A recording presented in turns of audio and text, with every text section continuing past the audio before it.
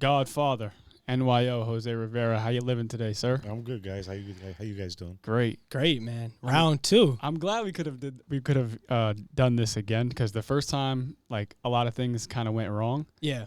Well, one, we were new to podcasting, so Yeah. we're still kind of getting a feel for the art per se. Mm. And then also we tried setting up a bunch of cameras and lost all the footage. Yeah. And so That was episode 4 or 5, all the way back, like Yeah, back in the day. him and NLV Vaughn. Yeah. And I think that episode was like an hour and something long. Yeah. We went at it, yeah. Yeah, we made it work. But it was funny because the whole conversation we just had before starting this pod about like how far we've came since then. Wow. Looking back, like I was telling him earlier, I watched a little bit of that pod before coming here today, and it was just crazy to see like how much worse you are at doing something like this that long ago. You don't even realize because you're doing it so often that you don't get to actually see the measurable change, but it's so different now than what it was when we first started.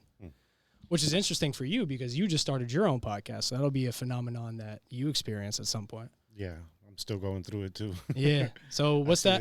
What's the differences now, man? It's like, Yeah. It's But, crazy. What's that journey been like for you though so far? Are you enjoying it? yeah, no, I love it. You know, it's a lot of fun. You know, we've had a few different people on the thing. We only have a couple episodes. But Yeah. a few people hit me up that want to get on it. I've actually set a couple dates where it's like 3 weeks out. We're gonna Yeah. have to drive down to Reading to Oh, go meet nice. so you know. But yeah, it's cool, man. I like it.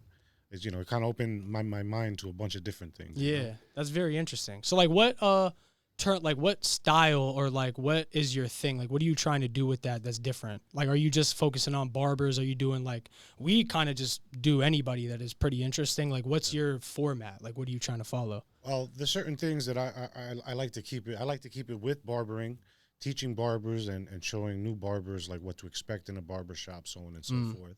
Also, I like to get the clients or customers' perspective as well. You know, and kind of show them like, look, there's a lot more that goes on besides just us cutting hair in a barbershop. You know what I mean? But eventually, I like to get into educating. That's kind of like how everything started. Yeah. But sometimes it kind of steers off to different things. You know? That's interesting. So what would you ever plan on like, or have you ever looked into like doing anything online related in terms of courses or anything like that? Eventually, I like to get there once I get a decent following. I mean, right now it's just starting, you know. Yeah. But, I have more people on Instagram to follow than on YouTube. Yeah. But eventually, I like to get into something where, like, if you want to learn how to cut hair as opposed to going to a school, Yeah. you can kind of pay like a subscription or like a yearly thing, and you can take courses online. Is there any way to become certified as a barber or like a stylist or anything like that without going through your traditional schooling? Like, does that exist? The apprenticeship programs, right? Yeah, some states offer that. Some don't. But here in Pennsylvania, you can become an apprentice under a barber manager, and you can learn in a barbershop. You still have to complete a certain amount of hours. Once you complete your hours, you actually get like a temporary license to say, okay, look, I did my hours. I could start cutting in a barbershop legally, and then you have a certain amount of time to take your tests. Once you pass your tests, then you're good to go. Yeah. I wonder, can you do that on like a larger scale? So instead of it just being like one-on-one, if I'm in your barbershop looking to become a barber, can you create some type of platform where you can offer that to a variety of people in like a certain area? Yes. Kind of like an online version of that. Yes and no. Every state has a different guidelines. So let's say, for example, I wanted to do something where I wanted to open a school. Yeah. And I wanted to branch off something, you know, to something like that online or like an online academy, then I would have to go federally. So it wouldn't be just through the state to be approved as a school. I would have to do something federally, show them, you know, a curriculum and get approved that way. Interesting. But those things exist though? Yeah, sure. I mean, you won't become a licensed barber, but there's online schools, yeah. Oh, that's interesting. There's online courses. There's tons of stuff online that you can do. Yeah. I believe Monique does stuff like that. Does she? She I teaches think. people how to braid? Online, I think. I don't want to be wrong about that, but I'm pretty sure she does. Or at least the last time I talked to her, she was interested about doing something like that. Yeah. There's even courses on how like to market yourself, promote yourself, how to get customers, Yeah. how to manage money. You know, as a barber, you're not taught that stuff in school. Yeah. You know what I'm trying to say? Right. There's a lot that goes into it. That's like you said, that's off of just cutting hair, right? Yeah. Like there's a whole business aspect of it because I think barbers are independent contractors, right? Like they're technically So it depends on how the shop has it's set up, but yeah, you can have it where they're basically an independent contractor, so they got to do their own taxes, whatever. They got to file the 1099 or whatever it is for themselves. I always wondered what the path was for a barber who was super ambitious and wanted to take things to the next level, like beyond opening their own shop, becoming something like these guys, like Vic Blends, this dude Victoriano style. You ever heard of that guy? Victoriano? Yeah. Victorino. Oh, yeah. And this Rob the Original guy, like these guys took it to a whole nother level. But I always wonder, like, what was the path to doing that? Was it just building a platform and then leveraging it? And doing something different.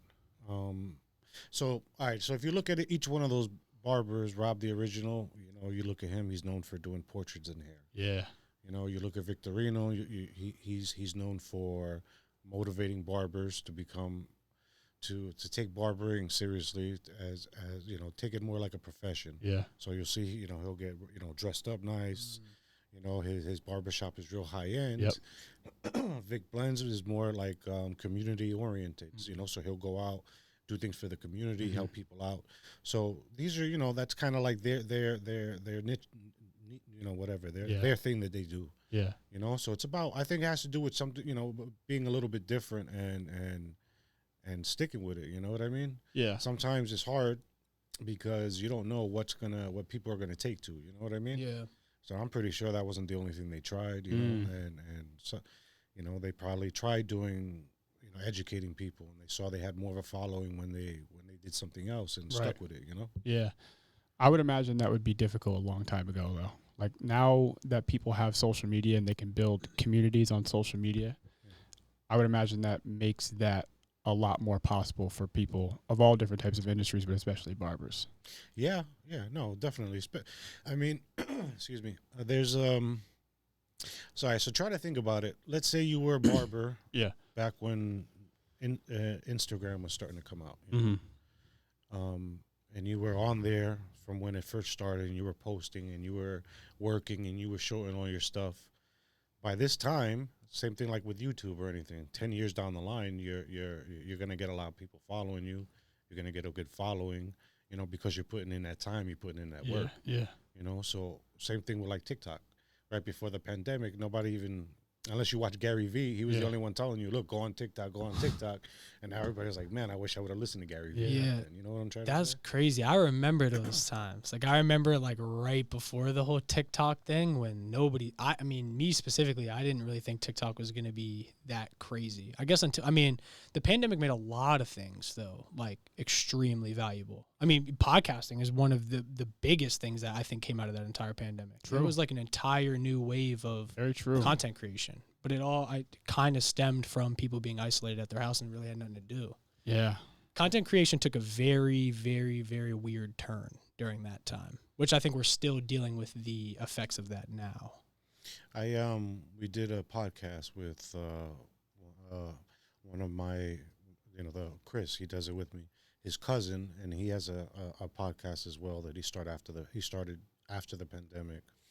And he said that if you look, he looked up like what are the top, like niches or whatever that everybody follows on YouTube, and barbering, tech reviews, things like that are kind of like all the way up there. Yeah. But think about it, because of the pandemic, why did people search how to cut, learn how to cut hair? They can't go out. Yeah. They couldn't go out. Yeah. Get a haircut. They cut themselves. So that started bringing everything up to the, to another level. But what you guys do, man, like, that's probably one of the hardest things, because you guys you don't have, you guys talk about everything, you have different guests. So to get, like, as far as you guys have come in such a short time, it's like, it's crazy, because that's like one of the hardest things to do. You know what I mean? Yeah. One thing I learned doing this is that it's legitimately a skill set. Yeah. It's not just like, I don't know if there's many people who can just be a natural at something like this. Like, you have to come into it and then learn the art of conversating with people, and then learn the art of tech setups and visually, making things appealing. And we're still, I mean, dude, we're like a century away Yeah. from really figuring this shit out. What's crazy about it though is like you get into it just assuming that you can have a regular conversation like you typically would in your day-to-day no. life, and it's just not the same. It's probably the same with any craft though. Like from an outside perspective, I would think, oh, being a barber is just going in there and cutting hair, but yeah. or being a podcaster is just sitting down and having a conversation. But there's a lot, So much to more. do, It's like the yeah. iceberg. Like you see the Yes. a little bit of it, and then on the bottom there's just so much more to it that people don't really see Yeah. or No, consider. it's true. It's very true, man. We get that all the time, especially with like Chris. He maybe at first, see what happened was me and him, we were gonna do something kind of like educational based, at first. And we know nothing. If you go back on the YouTube channel, man, you go back to about a year and a half ago. We're sitting there, we're using the audio from a freaking camera. Yep. You could barely hear Yep. it, it looks stupid. But like I didn't know nothing about Yeah. it, You guys came and you guys are doing a podcast. You guys came to the shop with all this equipment. I'm like, what the heck is all this? Yeah. And you learn all of this, man. And Yeah. you gotta think about how lucky you guys are now, or even me, how lucky we are now that we can just go into YouTube and look it up. Yeah. Oh yeah. Yeah. Everything's. So just imagine how it was when you'd have to go to school for this. yeah. You have to take classes. There's Yeah. no way you're gonna learn all this with just by books. Yeah. I'm a trial and error guy though. Like I was under the impression for the longest time, and I still do kind of have this belief that you can learn. I mean, you absolutely could learn undeniable knowledge on like YouTube and stuff. But for me, I'm a very like hands-on person. So like all this stuff for me, I had to put like the reps in to like really learn how to make it work, if that makes sense. Like you could have an idea of what you're trying to look up, but if you don't know exactly how to word what you're trying to get out of YouTube, you won't get the answer that you're looking for. So for me, like a lot of the things, like a lot of these like problems that we would go through were all like just trial and error. Yeah. That's how I prefer to solve things though. But I think it works better that way because it's all need based. So like when there's a problem right in front of you that you have to tackle, you're forced to solve it. And then once you do, it is no longer a problem that you have to experience. Or if you do, you at least have a grasp of how to solve it now. It's funny you say that because it's like I've looked up so many things online on how to do this or how to do that, that I basically just said, you know what, there's got to be an easier way. I don't see anything online, for example, on how to connect. I mean, I can use an iPhone now on this on one of those things. Yeah. You know what I'm trying to Yeah. say? And it's like, it's basically like you said, trial and error. You're like, okay, well, they sell this part. What does this part do?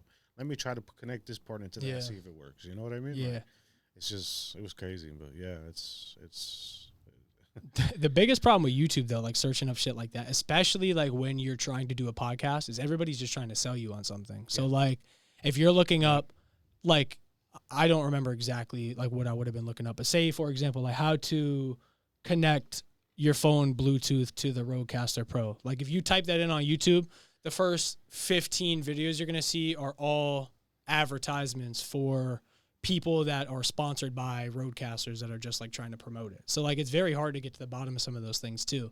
And that's kind of what made me learn that skill, that like you had to just do it, because if you didn't, we weren't going to get an episode out. Like there's not going to be an episode Thursday if I don't figure out this problem. So like you kind of just have to apply yourself to it and figure it out. And not to mention too, when you go onto those videos, that's usually not the main topic of the video. They usually go over like a plethora of things, and Yes. you have to sift through the video to find exactly what it is that you're trying to do. Yeah. It's usually very specific, right? So it's hard to find the exact thing that you're trying to do too when you're looking up on like YouTube or for example. Yeah. And what's the most annoying about it though is especially if it's a problem, like they're not going to highlight the problem. Like they're only going to tell you, like I was saying, like just because they're trying to sell you something, they're only going to show you the good stuff. They're not going to tell you like what is going to, like what's going wrong with it, which is what I'm looking for. They're not going to tell you that because they don't want you to be like, oh, well, this doesn't work, or these two things aren't compatible. They don't really want you to know all of that stuff.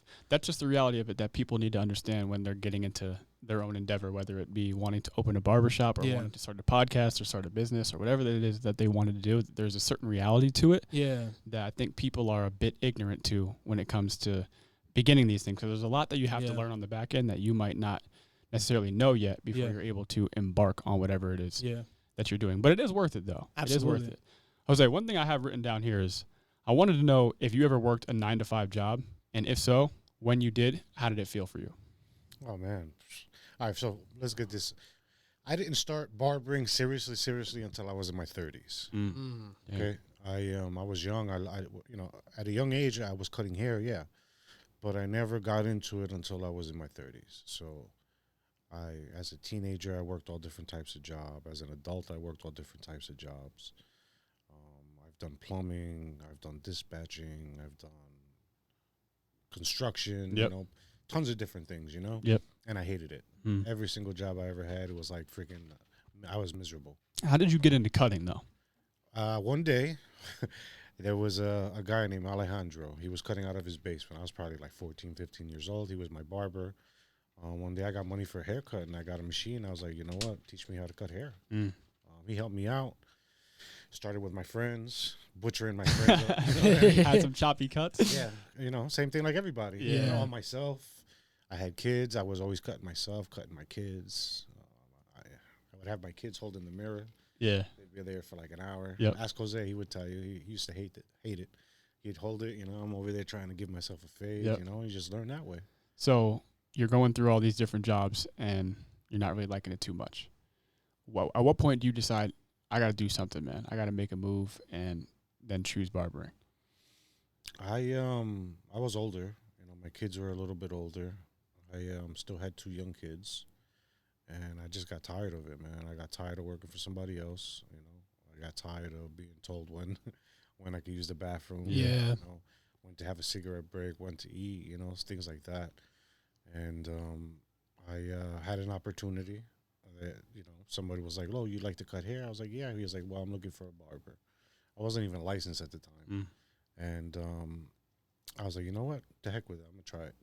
I, stuck with it. Went through, a whole process, which I don't want to really get into. I lost a lot. But, a lot of people kind of thought I was crazy. Like, "Oh, what the hell are you doing, leaving this job for this?" Yep. Barbers don't make any money, so on and so forth. Barbering, that's like some hood stuff and blah, blah, blah. And, now they're kind of like, you know what? Now I see what you was trying to do. Yeah. The long term, they only care when it pays off. Yeah, always. Yep. Yeah. Nobody really, follows you in any ideas you have until it's already done. Yeah. And Yeah. there's something going on already. You know what I mean? Yeah. What I like about that story, though, is your willingness to be bold at that age when you already have kids and deciding, like, I'm still going to do it. Like, I'm not going to let that get in the way. Because I always hear, like, people, like, that's always a lot of people's excuses, like, like, I got bills, I got a wife, I got a husband, I got kids, like, I can't do it, I don't got the time for it, but, like, you were still willing to pursue your dream even though you had a family. Don't get it twisted. I wish I would have done it maybe a little different. Yeah. Done things a little different. Like I said, I lost a lot. Yeah. It got to a point where literally, I'm going to be honest, like, I almost ended up homeless. Yeah. But it was stupid, Yeah. but I was just stubborn and tired of everything. You know what I mean? Looking back on it now, though, like, would you change anything given, like, how it did end up working out for you? I would change things, but if if I knew that the turnout was going to be different, if I Yeah. changed those things, I wouldn't change Yeah. it. Well, that's the thing, right? Because 9 times out of 10, it probably would have been. Like, your outcome would have been much different if you decided to do things differently. Yeah, I mean, you never know, but yeah, if I knew that things would be different, no, because, at the end of the day, my wife kind of said to me, was like, "Look, now I see what you was trying to do." Yeah. And that whole thing was like, that meant the world to me. Yeah. You know what I mean? That's my thing with, like, regrets. That's why I always tell people, like, I have no regrets because I wouldn't want anything to be different in my life now. Even if there was something I wish I would have changed or even a slight regret that I think I might have, just me personally, I still wouldn't prefer it any other way because I wouldn't want the situation to be any different now. Yeah. For the better or for the worse. I really like the position that I'm at right now and what I get to do. So, like, for that reason, I wouldn't change anything. No, that's good. I mean, you guys are young. You guys are young. Yeah. And you guys found something you like doing, man. A lot of people take a long time to figure that out. Yeah. That was one of my biggest fears. I think luckily we got it at a perfect time. Like, and in a perfect time of life, like in a very weird stage where you're like changing from kid to trying to become a man or just really just trying to find your way, like, on earth, if that makes sense. It was a very weird time to, like, get into something like this, fresh out of school, 18 years old. I have no idea what the fuck I'm gonna do for like the rest of my life. There's a lot of pressure too. Oh You yeah. should go to college. You know, you should start thinking about that stuff when we're super young. We're like, dude, I don't even know like who I am right now. You know. What was your mindset on that? Like when you were young, did you ever think like, or was your idea to go to college? Was that something you wanted to do? No, when I was young, I was a terrorist, bro. I was a yeah, I didn't. I knew college wasn't for me. Yeah. High school wasn't even for me, man. You know, like I went to several high schools. Yeah. I got kicked out of a bunch of high schools. I ended up getting my GED. Yeah. Because it got to a point that it was like, okay, look, if you don't get your GED, you're gonna graduate high school when you're 25. You know, so I hated high school, dude. I just hated school. Were you an entrepreneurial kid, or did you discover that later in life? I guess in a way I kind of was. You know, what was your first businesses? Were you doing lemonade stands? Were you selling the lunch tickets? No. Back in the day? Like Brian back there? Yeah, no, I used to all different types of things. Lemonade things, yeah, of course. But yeah, one thing that sticks out is when I was young, I used to steal bicycles. Oh, okay. Right, so I would steal bicycles from, you're living in New York, dude, right? So you walk by the little Chinese restaurant. I'm sorry if I ever took your bike in New York. Right? So I'm walking by the little Chinese restaurant, and he got the delivery bike there. Oh, yeah. Snatch it up. Lao mein on the back. Look, I'll sell you the bike for $100. Oh, snap, $100. Okay. Wow. Oh, my God. So that's a business. You got yourself a business right there. Yeah. A little bit. That's not bad. I stole a bike once, but I only stole one bike. And I had my left eye that on shit it. at my house for mad long. Yeah, I did. I kept my eye on it for like 4 or 5 days, and nobody snatched it. So I'm like, dog, I gotta make a move here. Yeah. And I thought I had 5 stars when I grabbed the bike. It was like this big, huge thing that I did. But besides the point, so when you first got that job in the barbershop, were you starting to like analyze the business and how it works on the back end, aside from cutting hair? Yeah, I was very fortunate. The owner took me under his wing and was like, look, I'm not just, I'm going to teach you how to run a shop. And, the rest is just kind of like business-wise, it's just kind of like common sense. You know what I mean? If you do the numbers and it don't add up, then it's, not worth the risk. You know what I mean? Yeah. I was wondering how you set up NYO and how you worked it out in your head logistically. Like, what do you need to figure out in your head so that you are willing to take that risk? Well, all right. So let's say I started off with this small shop, right? Yeah. I decided to open and do my own thing after the pandemic because during the pandemic, was that Blackman? Yes, Blackman Street. Yeah. Blackman Street was the first shop that I got. I decided to open up my own shop during the pandemic because at first I wasn't getting any unemployment. I would apply for these things. They would send letters to the barbershop that I was working for, and they would be like, look, he doesn't work here. I don't know what that is. So right off the rip, I'm like, look, I got a family to feed. I got to make some money. So I was cutting hair during the pandemic. That kind of opened my eyes to like, okay, look, I got to do my own thing because I'm not going to let nobody tell me when I can work and when I can't feed my family. You know what I'm trying to say? Yep. So I knew this guy. He was actually on one of the episodes I had. His name is Jason. He owned a barbershop on Blackman Street. But his father's elderly, and he's very prone to getting sick. And if God forbid something happens, he got something like that. So he wasn't working at all. His shop was shut down. He wasn't cutting. He wasn't around anybody. So I started looking in the area for different spots with like where it would be good to open up a barbershop. I found a couple different places. Problem is parking or this or that. So I reached out to him and said, hey, look, man, I know you have this shop here. What are you doing with it? I know it's just sitting there and nobody's working in it. And he was just kind of like, look, man, right now I don't know. And I was like, well, if you decide to sell it, let me know. So I basically, bought into the lease that he had with the owner. Yeah. If you understand what that means. Yeah. So it's kind of like taking over whatever he had going on. I see. And that's how we started. I mean, you take into consideration your rent, how much you're paying for rent, or let's say your mortgage. So let's say you decide you wanted to buy a building, right? Yeah. And let's say your mortgage is $800 a month. Okay. You take into consideration your electric, your water, your gas, all that. So let's say tops $1,300 a month. Yeah. Okay. Now, right off the rip, you have to make at least 3 times of that amount in a barbershop without you doing anything for you to say, okay, maybe profitable for me. You understand what I'm trying to say? Yeah. So right off the rip, you got to figure out how much you want to charge for chair rent. So you got to take into consideration the area that you're in, what other barbershops are charging for chair rent, if that's what you want to do. Mm-hmm. Some barbershops are by commission, Mm-hmm. in which case you get a certain percentage from every haircut that another barber does. But I don't have it set up that way. I have it set up as chair rent. So you figure out how much, the other barbershops are charging. Now, based on your clientele, how nice the place is, the services you offer, Yeah.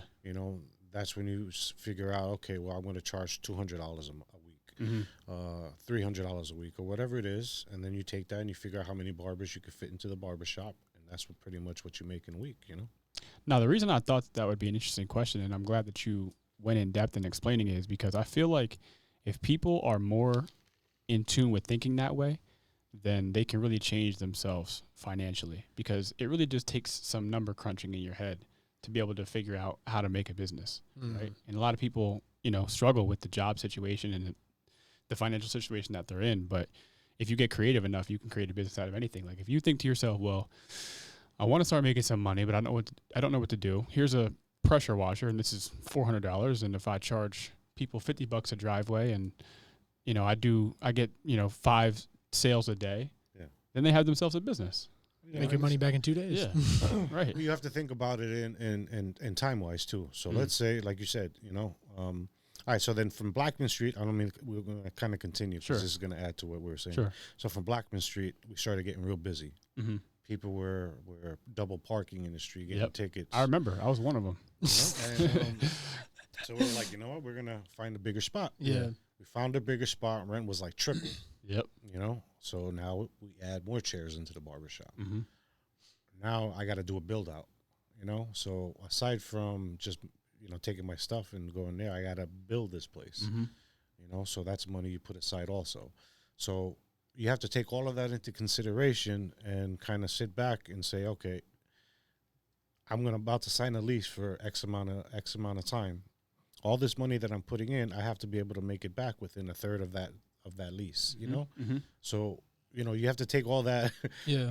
The time wise also. Yeah. You have to think about it long term. It's not just, okay. So, for example, the power washer thing. Sure. Let's say you had that power washer, and let's say you got to the second customer, that power washer broke on you. Now, what do you do? Yeah, right. You don't have you didn't make the money back to be able to afford to buy another one. So to you keep have your to be business able going. to kind of take a loss and not even worry about your money until, years down the line. Yeah. You know what I'm trying to say? Yeah, that's interesting. And I'm curious also, as you're going down this path, are you finding an interest in the sport of business in itself Not at besides barbering? No.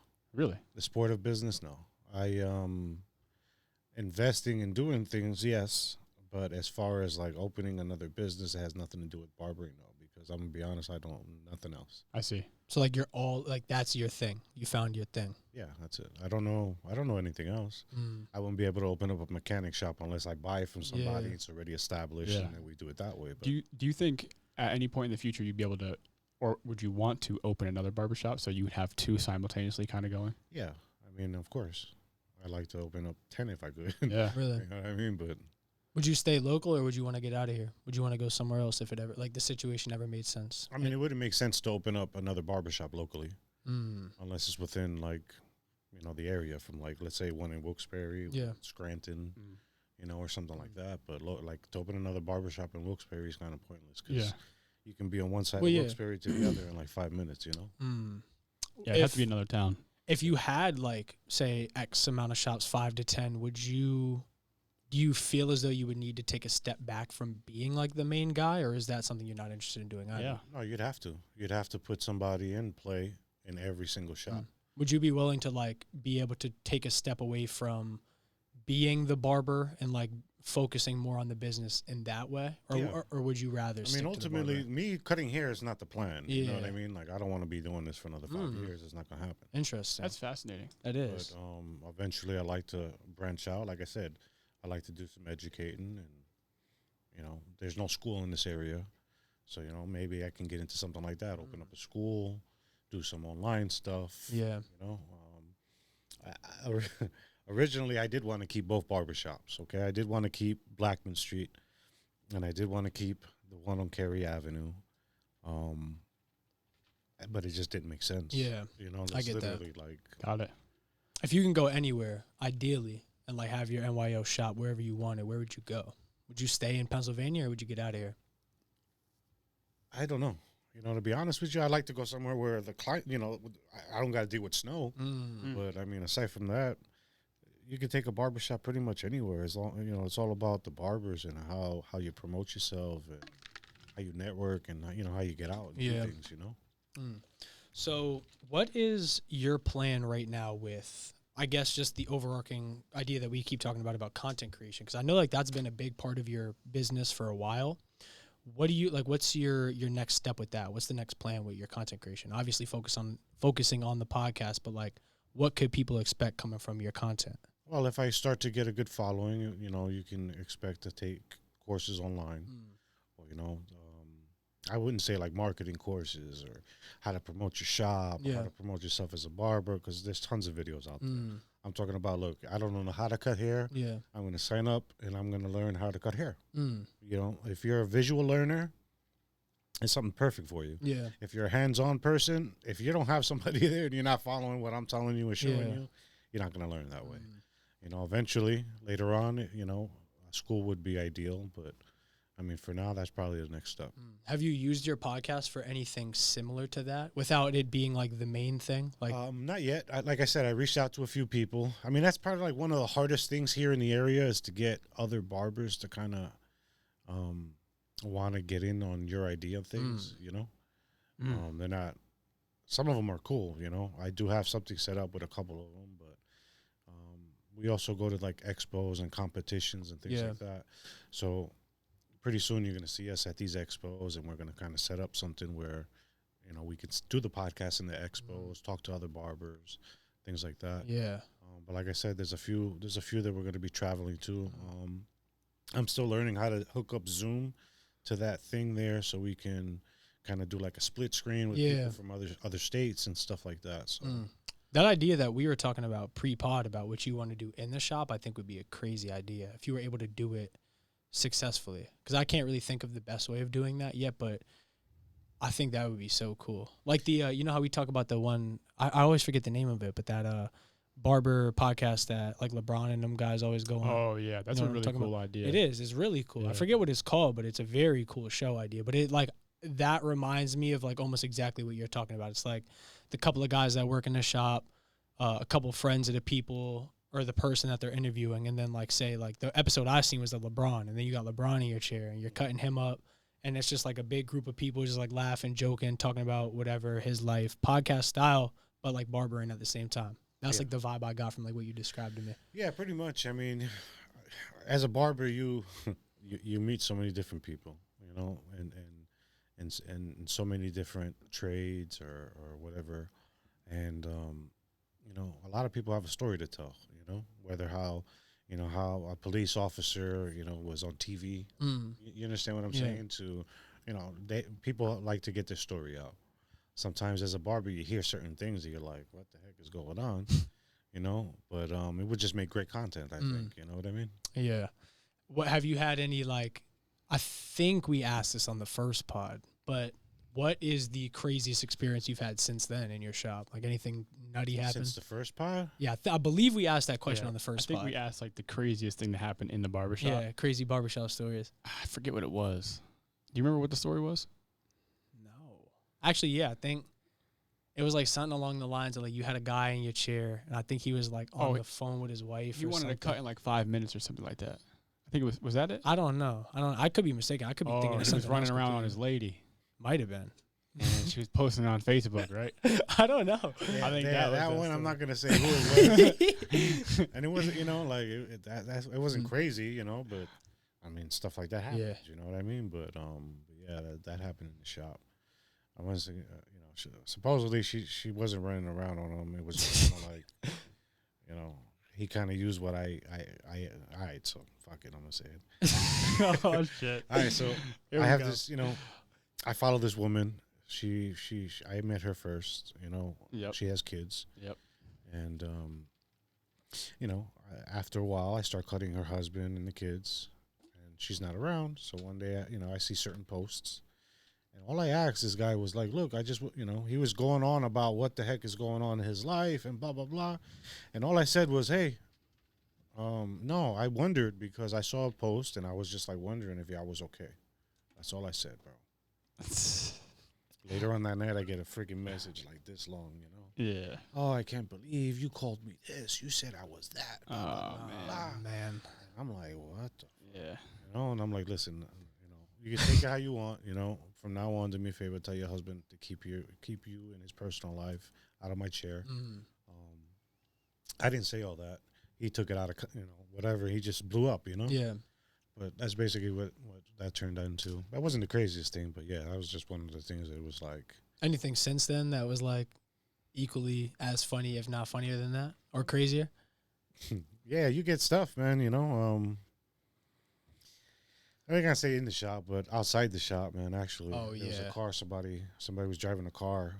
Like, you just parked, dude. I don't know how they freaking jumped the curb and hit the freaking building. Yeah. Oh. I remember seeing that. Why does that happen so often? I don't know. Around here, like it happens all the time. And People I'm are just just like, running. hold on. You slowed down, and literally you could see it slow down. All of a sudden, there's like boom, boom, Yeah. boom, boom, and you're like, Well, you need a good amount of speed to jump a curb like that, jump the curb. especially from a parking spot. And not just that, it's a freaking cinder block or brick building, dude. You're breaking bricks, and you know. Yeah. And I'm like, you broke glass and all that. Like, Yeah. you had to be going quick. Had some kind of muscle spasm or something. Like Maybe. something was Their going foot on got there. stuck. I don't know. Those two guys that you do the podcast or that were on, I guess, your most recent episode, do they work for you? Are they in your shop? One guy does, Chris. I do the podcast with him all. Which one was he? Was he the white guy? That kid's hilarious. Spaz? That's Spaz. Oh, Spaz. No, That that was a kid- while ago. Yeah. Yeah. That kid's hilarious. I hear Yeah, he Spaz works is with me. crazy. Yeah, he works with me. He's a barber. He's been cutting hair for maybe about 12, 15 years. Interesting. That's a cool dynamic, though, about like your idea for the podcast and having it in your shop is that like you got so many different characters you're working with. Like not only working with, but in the shop as well. Like customers that come in there. Like also how that was another thing I was curious about. How do you manage doing the pod at your shop versus just like the business aspect of it? Like when are you doing the pod? Well, we're closed Mondays. Mondays is the day I do it. That's also the day I clean and sanitize everything. So Mondays are the day. Yeah. You know, those kids are characters. I was watching it earlier, and I thought, like, some of the shit that they were talking about was so funny. That's a cool element. Like, we do something similar, like, with that, where we do pods with, like, our friends, and, like, we just, like, we'll drink or we'll smoke cigars or whatever, we'll talk shit, and it's always so funny when we do that. Yeah, we I don't smoke or anything in there. It's just more like he was had a couple drinks. he was booked out. Yeah, Spaz no, is a character. That kid's hilarious. So what's, like, for that shop specifically, do you have, like any kind of 5-year, 10-year plan for that? What do you mean? Like, in terms of what you want to do with that shop specifically? No, I definitely want to keep it open, you know. As far as, like, growing the shop, I don't want to move from there. I think we're in a good location. The customers like it. Parking's great. Yeah. You know, so, I mean, as far as, like, leaving there, I don't want to unless, something else comes up, you know what I mean? Yeah. In your earlier stages of owning the shop, how did you market yourself? How were you getting the word out? You weren't creating a whole lot of content back then, were you? Well, to be honest, if you go back on my I have two Instagrams. On my barber one, not the barbershop Instagram, you go back to when, even before my son was in high school, I was promoting myself on Instagram the same way everybody does. Interesting. Taking pictures, videos. I was doing all of that already. So basically, it was like I was barbering in the area for about 6-7 years before I decided to leave and open up my own thing. So I built a decent amount of clientele. I met this one kid, Lewis.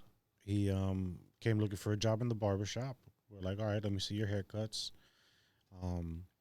It got to a point where I was turning people down. Yeah. When he came in, I was happy because it was like, okay, now we got another barber, and I can, feed more clientele to him. Then we started growing that way, man, promoting ourselves. It got to a point where we were turning people down left and right. When I decided to buy the shop there on Blackman Street, I was going to move there and work there by myself. He decided to come with me. And when we first opened, it was only by appointment because we had no time to do walk-ins. Yeah. And then we started getting more barbers and teaching people how to cut hair. And Now we got a full shop. I mean, how many? If it was, I mean, just you at the start, but with 2 people, like how many haircuts could you even do in a day? Like, can you even earn enough money with one person cutting to like stay open? All right, so let me ask you guys a question. Have you guys seen the prices of of haircuts? Nowadays, Actually, like funny thing, I've never paid $1 for a haircut in my entire we gotta life. get this man But a haircut. I at a told you barbershop. why though, because my mom's a stylist, so like she's been cutting my hair my entire life. I've never spent a single dollar on a haircut, so Gotta I, get him ha- in a barbershop. I have no idea. Yeah, you gotta go to a barbershop. yeah. I want to experience it. I just never have. I never have done it You one gotta bring time. this guy to the barbershop. we What's got wrong to. with Well, you? we were talking about it. We were talking about it the He's last time we were stubborn, talking. man. He's stubborn. I'm He's like, just my mom cuts me, so my thing with it though, like, and it was ever since like a young age though, is I was just always scared somebody wouldn't do it the way that I was used to it being done. Because I've heard so many of those stories. Well, that's gonna happen, but because you've never been to a barbershop. Yeah. So it's gonna be different. Yeah. Well, I mean, I guess my fear was it would be like a bad different, like it was going to come out bad. No, I mean, obviously I'm probably wrong in assuming that, but I don't know. It was just, well, also it's kind of awesome for 21 years of my life to never had to spend $1 on a haircut. I'm I still can't say, like amazed right now. Like that's crazy. yeah, most people probably cannot say that they've ever done that. Like how about like your son, like Jose, for example, like I he would don't pay imagine, for it's, haircuts yeah, it's either. probably Yeah. similar for him. But he goes to a barbershop. He knows what that's The that culture. is, what I mean? Yeah. yeah, the barbershop culture is a different thing though. It's like Yeah. its own unique experience. Once he was old enough, man, he was always in the barbershop, dude. After school. Yeah. Remember he was Barbershop. cutting me Yeah. for a while. Jose I tried to cuts get your him hair? into Yeah. cutting. I'm like, look, he's about to go to college Yeah. soon. They got another year or two. You gotta learn how to cut hair, dude. Yeah. You're gonna be in these dorms Yeah. in sports, and you gotta That's learn a how to cut hair. good ass idea. He wasn't with it. He didn't like it. Wow. He cut my hair a few times. I went to school with a Jose Junior cut. That's interesting too, because of what you guys do, or what if I remember correctly, what you guys are doing at Misericordia, like cutting the students' hair and whatnot. Yeah, well, That seems like you they can make call a us killing. a couple times a year, actually, 2 or 3. We're gonna be back there again this October, right before I think it's fall break. Yeah. Fall break is it? Mm. Yeah, maybe. But we'll be there this October again. And at first, it was just me and Giovanni, 2 people. And, I mean, there's probably about 50 kids out there. Yeah. Oh I'm my like, God. what the heck? Well, you're not gonna do 50 haircuts. You gotta do it in one day, like it's a one-day I'm event. like, well, that's not gonna happen.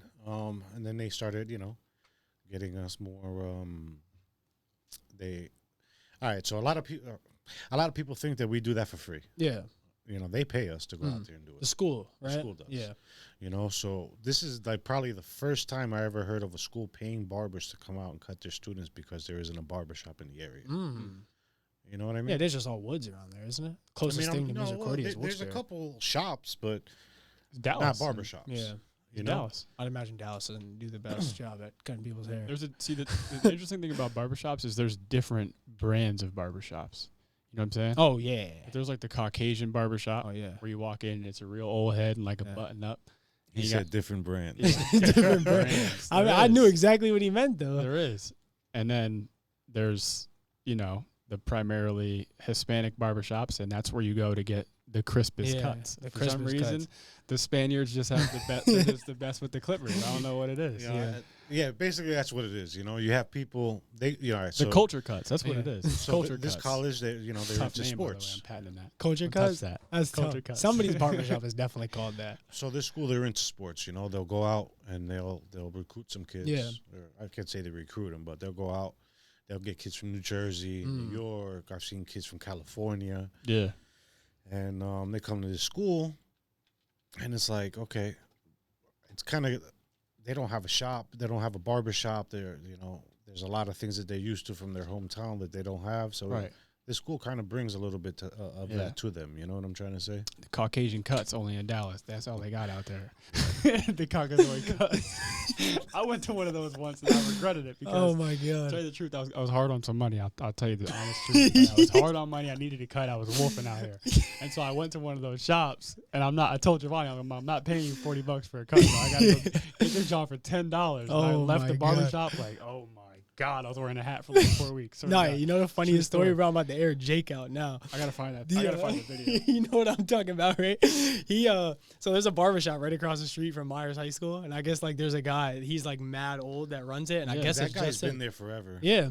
Well, my friend Jake, he's been going there his whole life, and he told me I would always ask, or it was specifically I think about your barbershop, because we would always ask like why you never just went there or why he would never go there.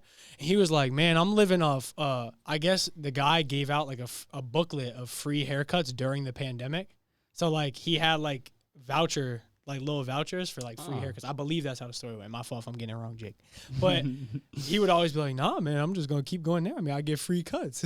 So he had like a little booklet to them. I thought it was hilarious. But yeah, he said the guy was very old. He likes the vibe of the shop, though. He said like he goes in there. I guess there's like a pool table. Like when you're waiting, you can play pool. Like you just sit there. And I guess it's just the one guy that does it. But sidebar quick. When we were talking about before, you were bringing up something about the pricing of cuts right before I said how I never paid. What were you getting into about that? I forgot how I even came up with that.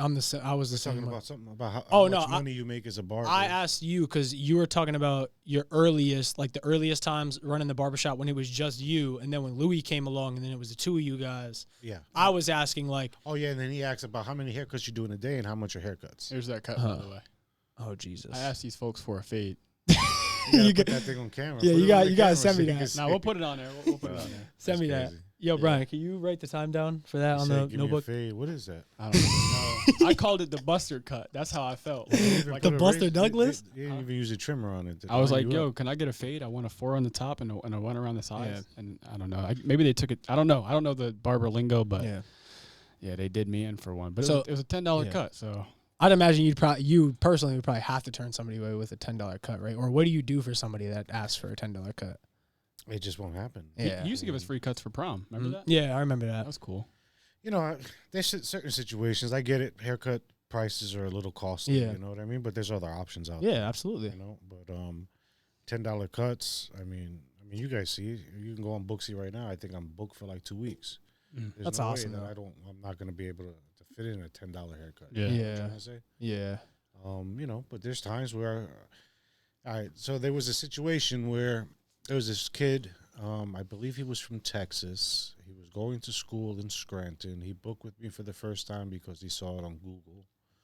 And, I mean, I can't say I felt for this kid, but I mean, he was what the heck was he studying that he was doing?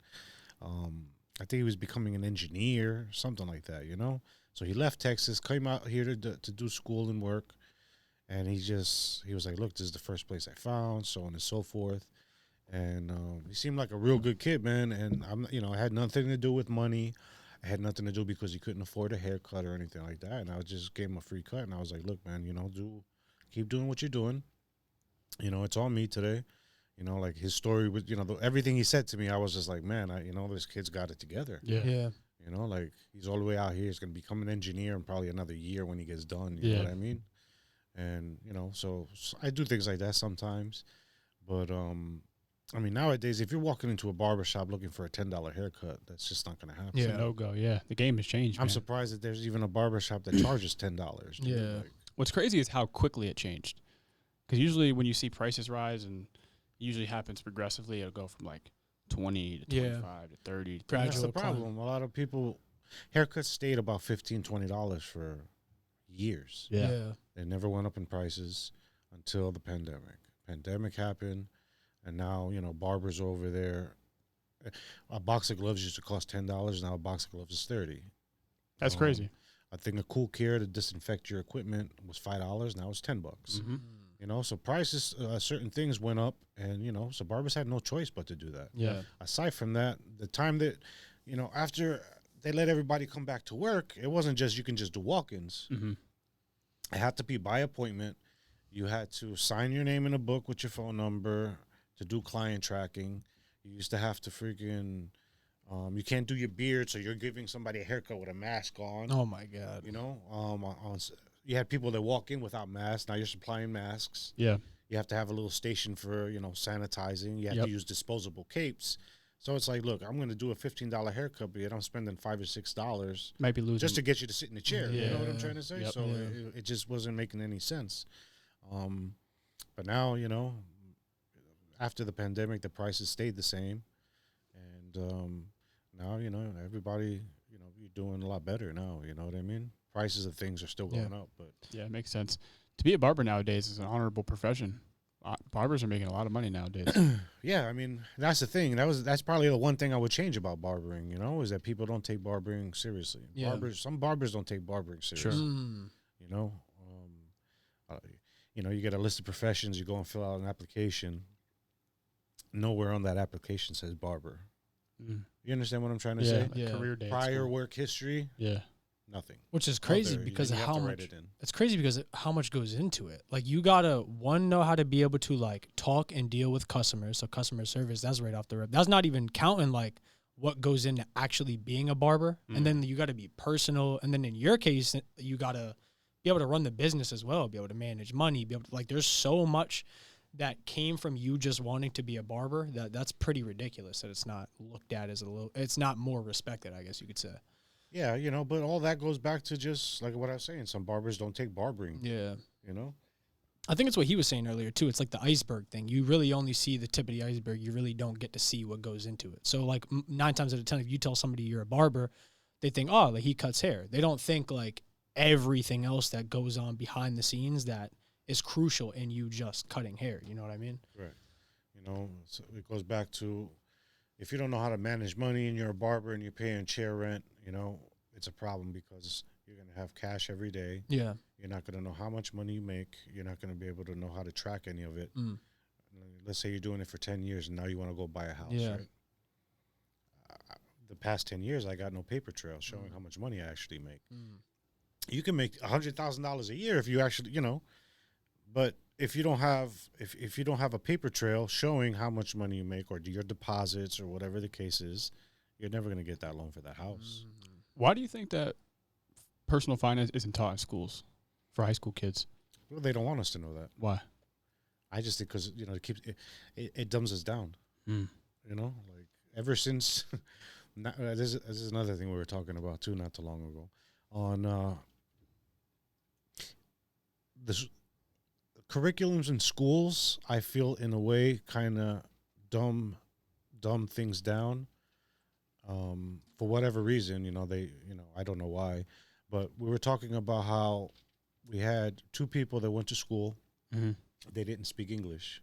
They were in ESL classes, right? And they had ESL 1, which would be whatever, English. ESL 2 would be math. What they were learning in the ESL class, because it was just a teacher teaching what he knew and what he wanted to teach, because there was no curriculum for that.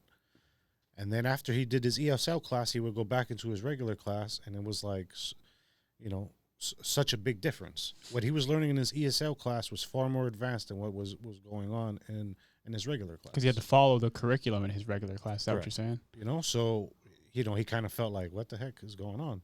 He would do algebra in Spanish, and it was nothing compared to regular algebra. You know what I mean? Like, yeah. And that's what he explained to me, and I never realized that because my English is my first language. I never took an ESL class, but I'm like, man, that's crazy. One theory that I know is quite popular is that the modern school system was partly designed by some large, like industrialists back in the day. Yeah, Wasn't it Ford? I think Ford was one of the guys at the round table, but it was built with the intention of building solid employees, people who show up at a certain time, listen to the teacher or the manager, Dress code, uniform, or the person who's in charge. Yeah, they do what work they're told to do. They have a lunch break, play session, recess. I could see that happening. I don't know about it, but just think about it, right? As a child, they tell you, let's say, as a kid, don't do this, don't do that, right? Yo, Brian, can you fact check that really quick? The Ford then. The Ford Modern day. shaping the schooling system. Yeah. As a kid, you're told, you can't do this, you can't do that. You get into kindergarten, they start teaching you, how to write, how to read, certain colors, things like that. You get into elementary school, you start learning math, certain math. If you take that, let's say at a 6th grade level, and you look in China, at a 6th grade level, it's way different. Yeah, a lot more advanced. You get to junior high school, and now they're telling you, now you need to start thinking about your future. Once you get to high school, now you need to, think about college. And you're like, okay, now you get to college and it's like, well, guess what? Now you're going to have to pay this amount and do this in order to get to whatever profession you want to do. I see it as like a big business. Yes. You get to college and, all right, so you get to college and let's say you want to become a lawyer, right? Yep. You do whatever, your 4 years in regular school, regular college, and let's say that college costs you $200,000 within the 4 years. Yep. Once you get done with that, now you got more schooling you got to go do. Mm-hmm. And then once you get done with that, okay, now you go and take another test that you have to pay X amount for. And now you're only making, let's say, $100,000 a year starting or whatever it is. But meanwhile, you're like $500,000 in debt. How do you start off life being in debt? You understand what I'm trying to say? It's very, very interesting the way that kids from a young age are funneled into that direction, into debt. Yeah, really. And I don't know if it really makes sense. It didn't make sense for me when I was crunching those numbers in my head and I was analyzing it like, okay, I'm going to go to this place. I'm going to pay, $200,000 over a 4-year period. And then afterwards, I'm going to hope to get a job to then pay that back for the rest of my life. And that debt isn't forgivable. It's the only debt. It's one of the only ones. Or one of the only debts that's not forgivable by, like, what is that? It might be the only. Can you look up that, bankruptcy and stuff like that. Brian, did you ever find anything on that? Come on, Mike, man. What do you want from me? No, I've been looking it up, and a lot of his stuff is just like kind of like advertising, like his like institutes and museums and stuff like that. Of course it is. That's what we were talking about earlier. But so everything, like there is like a few things, but it's all off like Reddit and like Quora, so it's not. I can't really. Say, like, I know it's pretty conspiratorial, if that's the word for it. Conspiratorial. Conspiratorial? Yes. Is it conspiratorial or conspiracal? We're a bunch of idiots. Besides that, though, can you look up the debt thing that we were just talking about? Like, I believe, because I just told him I believe is one of the only debts that is unforgivable, but it might be the only one. And if that's the case, that's fucking insanity. It's really, really interesting. But I agree with what you said, that statement you said, that college is largely a business. Yeah, 100%. Right. I believe it's that in and medical. It's not only that. So let's say, first year of college, right?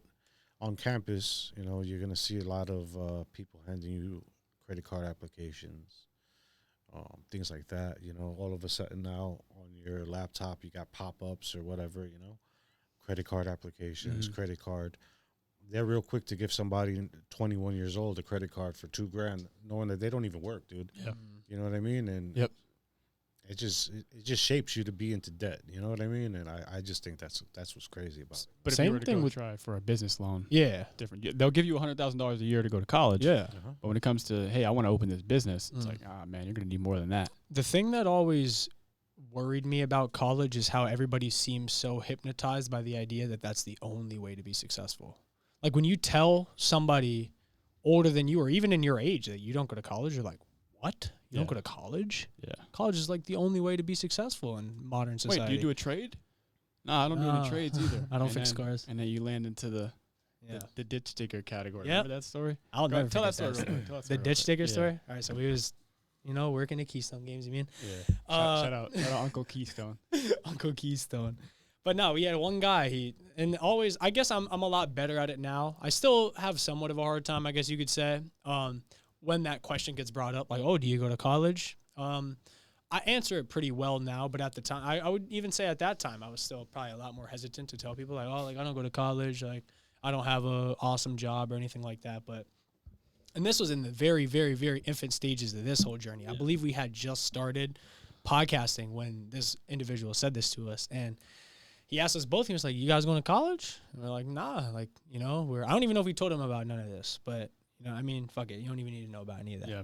But basically, he specifically said, the world needs ditch diggers. I remember that specifically. Yep. Wow. In quotations. That's exactly how he said it. The world does need ditch diggers, or the world needs ditch diggers. Basically saying that that's what we were. Wow. We were the world's ditch diggers because we didn't go to college and we didn't have a blue-collar job. Some random guy that was just enrolled in this sporting event that him and I were managing. Wow. Yeah. I have a story. There was a police officer who I know mutually, and he told me that I was wasting my life and wasting my potential, and that I'm an idiot for not going to college. Yeah. And as a young kid, there's really a lot of like guilt associated with that. It's very hard to talk about. Absolutely, especially when it's an older person like that, Yeah. or somebody of status, or who's like the head of the police force or whatever. Yeah. I know who you're talking about, but people of status like that, when they say it, it holds a different amount of weight. But Yeah. I think it's kind of ridiculous. And it makes you second guess, like, oh, I don't know, man. Yeah. Yeah. That's kind of what I think it is, though. Like, I think a lot of people in a weird, twisted way want to pull you to their level. Like, they want you to be on the same page as them. If you show even like a hint of like, I'm trying to do big things, people hate that. Some people hate that. Other people, they love it. We have one of the tightest knit communities, and I love that. But some people, I really think they want you to be at their level or lower than them. They don't ever want to see you surpass And that that's level. exactly what it is. You know, like, first off, you lose all respect. You tell kids something like that. You know Yeah. what I'm trying to say? Like, Yeah. right off the rip, that's insane to me. You know what I mean? You don't do that. And secondly, you guys, that right there should motivate the hell out of you guys. Yeah. to Oh, yeah. just I'm going to find get that those tatted people one and day. be like, look, this is what I'm doing. Yeah. I've done this. I've done this thing here on Thanksgiving, giving back to the community, doing this and that. And what the heck have you done? Yeah. Yeah. Like I said, I mean, Understand what I'm trying to say? I wouldn't change it for a single thing. Like, and if you look at it, especially in terms of time frame, like if I chose to go to college, I would have never been doing this right now. I'd have still been in my junior year. You would probably be a senior right now. You'd probably be a senior right No, now. I'd have graduated, I think. Really? Yeah. So I'd probably be a senior right now. I would have still had a whole nother year before I would have even got to start my life versus kind of shortcutting it a year and a half in advance. I got to start before virtually everybody I went to school with because I decided not to do that. Yeah. And I got an extra year and a half, or I probably waited too long. I probably could have started earlier, but I had so much of a head start in front of all those people that, and again, I think like certain people that go to college for certain things, it's awesome. Like if that's what you want to do. And that's my point too. Okay. I'm sorry. So let's say they make certain jobs and certain things that, that you have to go to school for. Yeah. Yeah. Some people college is very good for, I think. Yeah. My girlfriend, But Lydia, it's not for everybody. she's, you know? right. So let's say you don't want to become a doctor. You don't want to do nothing that has to do with any type of more schooling. It's like, okay, now what? Mm. Yeah. There's people like that, and I don't know. I think it's crazy that, like we were talking about before, that they don't have anything in the curriculum to what if, what if you don't want to go to college? Yeah. What if high school isn't for you? They do have a what if high school isn't for you. It's called GED. It's like, Yeah. okay, you can take a class, get your GED, boom. And even that has a negative connotation on it. Like somebody tells you they have a GED, you look at them a certain kind of way. Yeah. Like, I mean, it's just like everything else. You Yeah. know what I mean? They called you out ditch diggers because Yeah. you didn't go to college. Yeah. Like, you got to be kidding me. You know what I mean? one thing I wanted to ask you earlier, we got away from it, but I wanted to ask, like, as the man of your household, like, how did you, or what was your process in instilling this knowledge to your children? Like, how did you bring up the college discussion or the job discussion or the being a man discussion? Like, how did you personally execute that in your household? I use myself as an example. My son Jose wanted to go to school, and he's good at it. He likes Shout out school, Gaby, loves Gaby. school.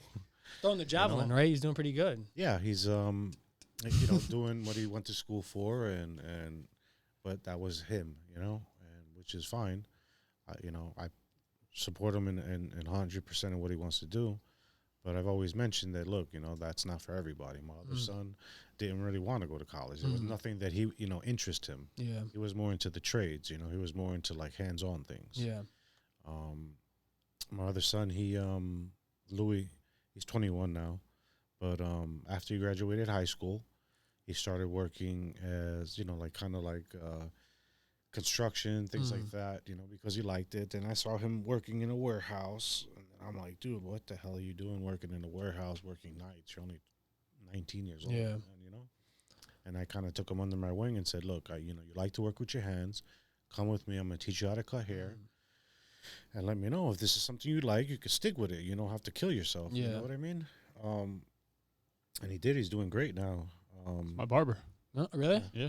That's awesome because he had somebody like you to pave the way, though. Like, a lot of people don't get that either, which I think, like, there's a lot of beauty in that as well. But that's awesome in terms of his scenario that, like, he had that thing that he well, not necessarily fall back on, because that's not ultimately what it was, but that being put under your wing, like you worded it, like that's awesome for somebody like him. Yeah, I mean, ultimately, as a parent, you know, you'd like to try to offer something like Yeah. that to your kid. You know what I mean? So they don't got to go through the same struggles you did. You know, but yeah, you know, he's doing good, man. That's You know what awesome. I mean, so college wasn't for him. You know, and I get it. School's not for everybody. But yeah, I saw that in him, and I was just kind of like, look, you know, you don't got to worry about school. I get it if you don't want to do that. He originally was thinking about going for a trade, you know, but you know, we kind of steered away from that and got into barbering. Interesting. But like I said, he's young. You know, this may not be his thing too. Yeah. This may change later on. Yeah. But for now, at least he has a trade, something he can work with. You know what I mean? That's what's awesome about being young, is you get like this short window of getting to be introduced to all these crazy different things about life, and you're going to get pulled in a lot of different directions. At our age, 'cause I believe he's the same age as me, is like you're trying to figure out a lot of like what your game plan is going forward. That's a very interesting stage of life. You know, my advice to you guys would be just to get out there and try different things. You know, don't sit around and let time go by. Yeah. Try to figure out what it is, you know. Go online, see, you know, if there's different like free classes or something that might interest you, you know, and just look into different things, man. You know, everyone says now, you know, I want to be an entrepreneur and do my own thing. Do it. That's nobody. You don't want that. Yeah. Nobody really knows what that means. I think that's one of them lifestyles that sounds cool. Because that was me when I was younger. I remember that. Like, I remember wanting to be the guy. And he and I talk frequently about that, about wanting to be the billionaire, like running up $1 billion. Like, everybody thinks that sounds very awesome until you really realize what comes with doing that. Yeah, nobody knows, dude.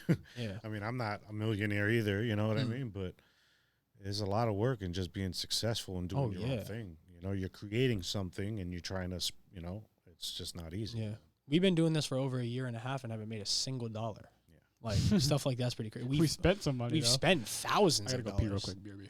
But like that's part of the game that I don't think anybody realizes. Like whenever somebody gets into an endeavor like this, and I'm not gonna lie, when I was a bit more immature and more naive and I was getting into this kind of stuff, like I expected that too. Like I expected, oh, like in a year, like we'll make a good amount of money. Like we'll be able to, you know, support what we do with the money that we make doing this. Or like when I was really immature, like I thought, fuck, by now I'll have 1 million subscribers. I'll be in a different state, but that's not the reality of doing something like this. Yeah, it's not the reality of doing anything. No. And like I said, I mean, and that's like real honest truth. Like I guess it wasn't our intention. Our idea for this whole thing, we have like a phrase for it that he heard in a quote somewhere, was building the best sandwich. I like that idea because like rather than just trying to sell a bunch of things or promote yourself a bunch of different places or doing sponsorships with who just to make money, like you should primarily focus on building the best product that you can potentially build, which for our product is this video creation, podcasting, all that. So we weren't really, well, at least now that I understand the game, is that I'm not really interested in making money until I have this shit down pat. Like I want to be a pro before like that's even in the discussion. Yeah.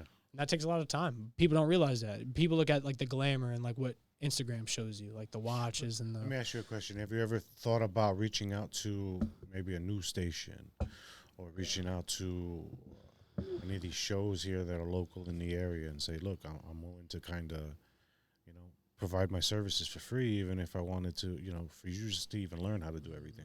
Well, personally, no. I don't think that there's anything wrong with going that route, but for me, I mean, I guess it would be very hard to explain, but I like the idea of like he and I coming from literally nothing and doing it ourselves and making it happen. The reason for that is you're cutting that whole process out. You're still going to go through that process, right? But what happens when you get there? All right, now you're at the point where you're doing big production, or you're doing this and you hate it.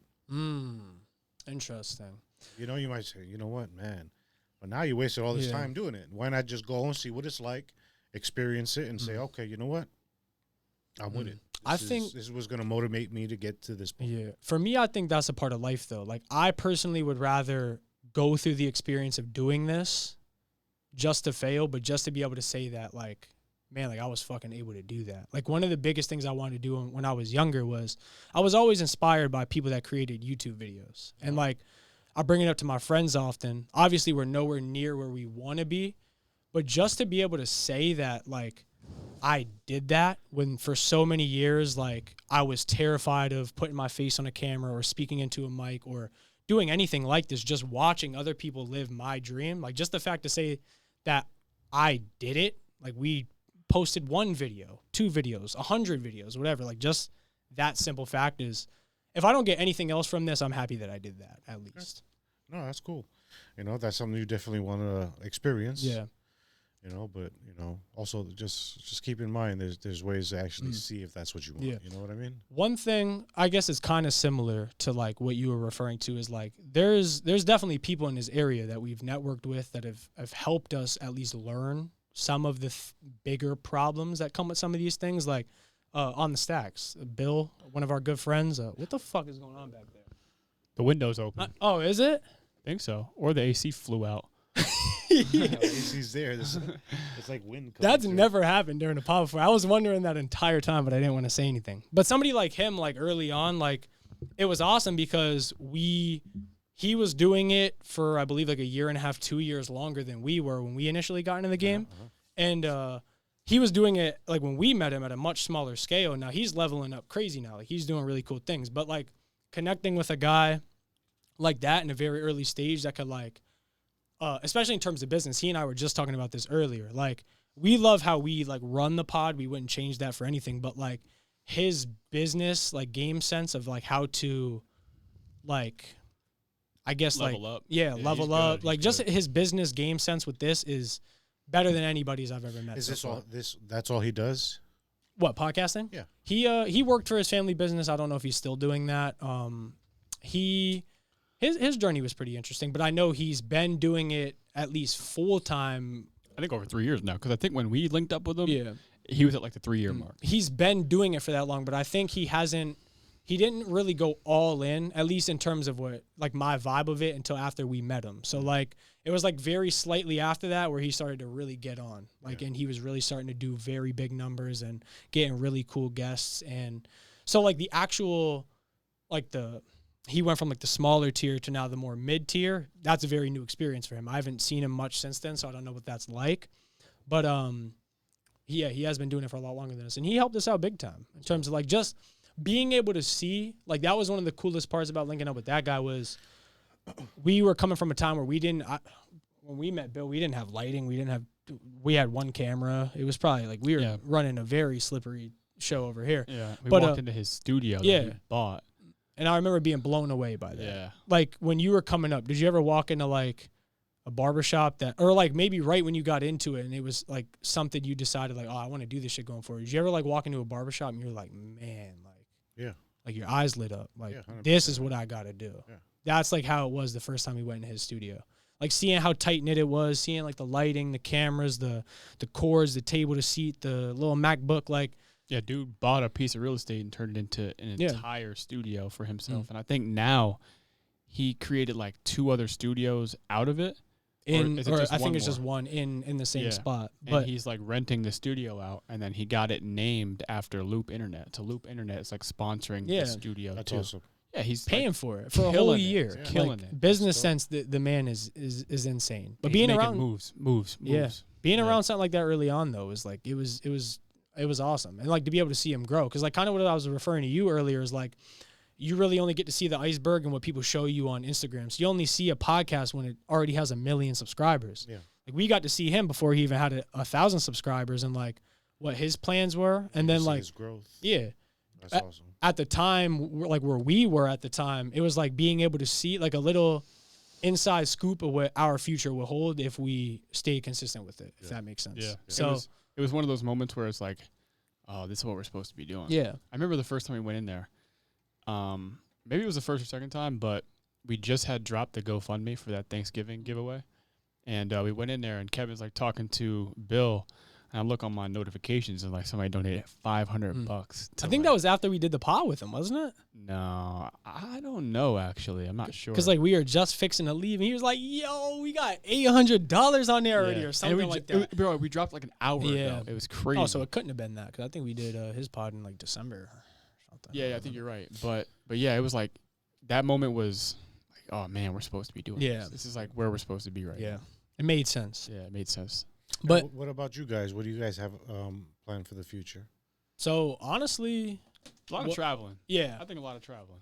he and I like kind of made this conclusion recently that like it's a lot harder for us to say things like that now because like it holds so much more weight than it did originally. But like nowadays, I really only like sharing what like I know I definitely want to do. So like the October, November, December time of the year last year was like crazy for us. Like that was when we did Bill's show, like we were just talking about. We were doing a lot of crazy podcasts. We did that big Thanksgiving giveaway that we were referring to you before that, and then that whole big community event, like how awesome that was. We plan to do that again. So like this year, we're going to do the same thing, but much bigger this time. I think we raised like $1,400 last year. We were able to feed 100 people, 100 meals. They all went out. That's awesome. So doing that, doing it bigger, like he said, the main thing that's, I guess, been holding us back is staying here, if that makes sense. Like, we have Staying to. in the area? Yeah. We have a Like- lot of opportunities that are like in California and Florida and Yeah. all these crazy places that would change our current situation Yeah. a lot if we were to make those moves. What's crazy about this area, though, is like when we post this episode with you, this will be number 70, I believe. And we've done like 3 or 4 people twice now. And then we do like some different kind of shows where it's just he and I, or we watch the UFC, or the ones with like our friends we were referring to earlier. But if you asked me a year and a half ago before we started this pod, like, can you name 50 cool individuals in Wilkes-Barre? I would have never been able to do that. So like what I'm getting at is we're running very dry on like super interesting people in this area. Yeah. So like we've been like he was saying, we're probably in contact with like 50 different people across the globe that are so cool. It's just all about making it happen. Why not do like Zoom calls and stuff? We've tried it. We've experimented with it, but for us it's Quality. quality and it's a different element. Like there's a cool element, or like one of my favorite parts about doing this is the personal aspect of it. Like getting you up here, sitting down with us, that I like, get. chatting, having a conversation. So just imagine you're focusing on barbers. Yeah. So imagine, Yeah. Oh, yeah. you know what I mean? Mhm. So we go to these shows and we do these expos, and I think that's where I do a lot of networking. Yeah. You know, I was just at the Baltimore Barber Expo. You won that one, right? Oh, The yeah, first freestyle? place. Ah, Yes, sir. let's That's go. We should have brought the trophy Um, with us. But yeah, I you know, it opened my eyes to a bunch of things, and I'm like, man, I got to take advantage of these things. You know, pretty soon you're gonna see me. I'll have a little stand, and we're gonna start doing these expos. Yeah. Grabbing people from the expos. Mm. I met a lot of people that way, but like I said, we're gonna have to travel. Yeah. Yep. You know, You think you could ever do one of your own competitions like that, like an NYO Expo? I was thinking about it. I was actually, you guys did a thing with Isaac once, right? We did a podcast with him. Yeah. And we So did give what away I want, one. my idea was to try to do a sneaker, right? Sneaker and barber expo. That's cool. Because it kind of goes together. Oh, man. yeah. Absolutely, yes. So I was thinking about coordinating with him, but it's hard to get people to come to Wilkes-Barre. Yeah. That's something that if we did do it, it would have to be like in the casino, because aside from that expo, you got to have something else for these guys to do. Yeah. Makes They're sense. not just going to come out and just be like, okay, is the expo, boom, you know. They want an event. They want an event out of it. Like most When I of go the to these expos- events, man, you got people that come from actually all over the world. Yeah. Man, you know what I mean? I've met people from Nicaragua, Yeah. Chile, UK, you know, things like that. And I mean, people travel. Wow. Yeah. Well, what's the logistics behind creating an event like that? Because like you talk about doing a giveaway for back to school, you got to pay a fire hall, like maybe $1,000 for the day. I don't know how much that is, but how much do you pay the Mohegan Sun for an event like that? What's 12 even You know, worth it for somebody? And like there's that? a lot of things that go, once you get to something that size, now you're talking about insurance. Yeah. You're talking about, you're going to have vendors, you're going to have people there that are sponsoring you, you Yep. know. It's a lot involved, man. I'm sure. I started touching with it. I don't know.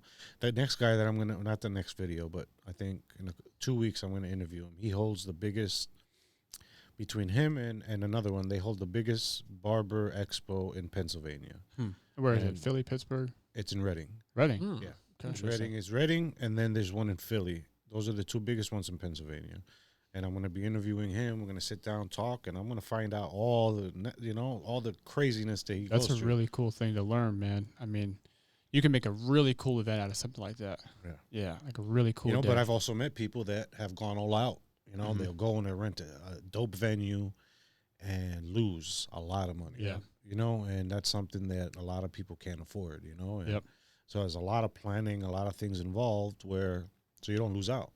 Yeah, at one point, a friend of ours and us, we were talking about creating some type of event like that where a bunch of vendors set up and we did like a basketball game around it. Uh-huh. But I don't think we were able to finalize the logistics of it and figuring out how it would work, like with all the vendors and then organizing it and structuring it. Like there's a lot that goes into something. Oh, like yeah. that. Yeah, I mean, so imagine, right? We were talking about Vic Blends. That's somebody I would reach out to. Boom. How much is it going to cost for you to come out here? Set up. Host up the event, Yeah. There's another guy, Jay Majors. He holds the biggest one in the world, actually, as far as I'm concerned. The biggest event, and he does it in Las Vegas, and he does it in Connecticut. Connecticut because it's his home, and Vegas because it's Vegas. And I can only imagine what that guy goes through, I mean, He probably works on that for like at least 6 Oh, months. yeah. I mean, to a year. I would say all year long. Yeah. Yeah. He Probably. finishes them. Maybe he takes a month or two break. Yeah. Christmas, he's right back on Yeah. it, because the amount of people that go to these things are it's insane, man. In May, we were at the one in Connecticut, and I must have said right off the rip, right in line, there was probably about 1,500 people waiting to get in line just to get in the door. God. Yeah. Aside from all the VIP tickets he sold, all the classes he sold, all the vendor booths. Yeah. On stage competing, you have 30 people at every single category, and you got 30 people from all over the world, and those things sold out, they sell out so fast. He'll announce, okay, tickets are on sale, a couple months down the line, they're gone. There's probably so much that goes into that, though. I'd imagine like project management like that, probably like at that scale, probably couldn't even be done by the individual that's actually running the show. That would probably have to No, be. he'd have to have teams. Yeah. I mean, Yeah. he's got somebody there that live streamed the whole event, Yeah. the whole time. You got drones flying into place. That's You know, crazy. they're there walking around with cameras. Yeah. They're, Probably got to pay security. Like you probably got to like food and like vendors and like drinks and all that kind of stuff like that. Well, Probably. the good thing is he does it in a casino, so literally you just walk out. But yeah, you do have drinks inside usually. Security, you have your security. You got police officers and all that stuff. You know what I mean? That's crazy. But one thing I was thinking of too is like you can get vendors to set that up and they'll probably pay for their space to do business there, like sneaker guys or guys that have like clothing. And that brought a thought into my head about NYO, like the original clothing that you guys used to do. What's the situation like with that?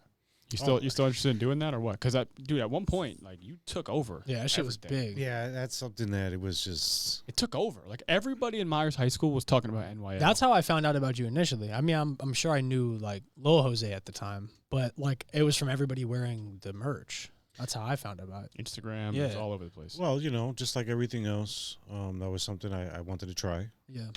I didn't really like it.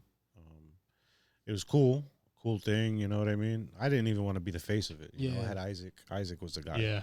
He was the one that I put in front of everything. I put my son out there, But, it's too much work. Yeah. That's something that now, I guess, maybe I started it and at a good time. But, I mean, now you got brands left and right. Everybody is doing it, you know what I mean? And I just let that go. It wasn't something. I was losing money on it. I was buying all this equipment, and I'm like, man, you know what? Interesting. There's other ways to do it, but I wanted it more personal. Yeah. I wanted to be the one to say, look, I made that.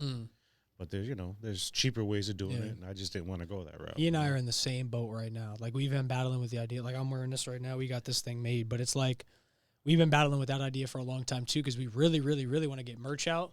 But the only way to do it and the way that we want to do it is so expensive, and like for the return is too risky. Yeah, like you're looking at like 1,000 minimum, like is what you're gonna be spending doing something like that, and like that's. But I used to do it myself, so think about it. All these cutters that they use, I would invest in that. Printers, I would invest in that. All these papers, I would invest. I still to this day have all types of stuff in my house just sitting there. Presses, embroidery machines. I was gonna branch out to that because I was like, you know what, I just didn't want stuff that I can just go, because literally you can do a what is it like? Is it Shopify?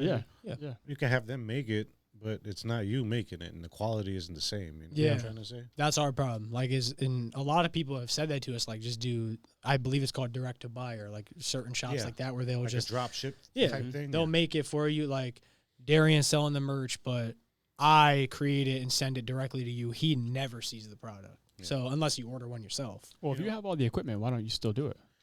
Time. Yeah. I don't have the time. You know, my wife was in charge, and she was doing a lot, man. But you know, it's just time.